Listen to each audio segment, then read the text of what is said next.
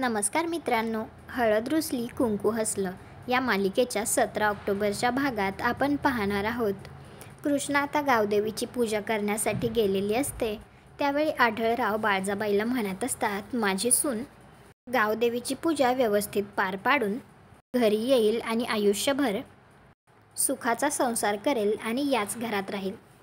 तर बाळजाबाई लगेच आढळरावाला म्हणते, होणार तेच जे मी ठरवलंय. त्यानंतर एका जणाचा फोन आढळरावला येतो आणि तो आढळरावला सांगतो, गावदेवीच्या मंदिरामध्ये सोन्याची चोरी झाली आहे. आता कृष्णा रस्त्याने येत असताना तिला एक माणूस अगं ये कृष्णे असं म्हणतो, परंतु कृष्णा त्याला काही न बोलता गुपचूप पुढे चालत राहते. इकडे बाळजाबाई आता मैनावती, जयकांत आणि त्या काकांना म्हणत असते, एक एक करून आपली माणसे आता देवळात पोचली पाहिजेत. त्या कृष्णेची अख्ख्या गावातनं आता धिंड काढणार आहे. तुम्हाला काय वाटतं, आता गावदेवीच्या मंदिरामध्ये जी काही सोन्याची चोरी झाली आहे तो सगळा चोरीचा आरोप आता कृष्णावर येईल का?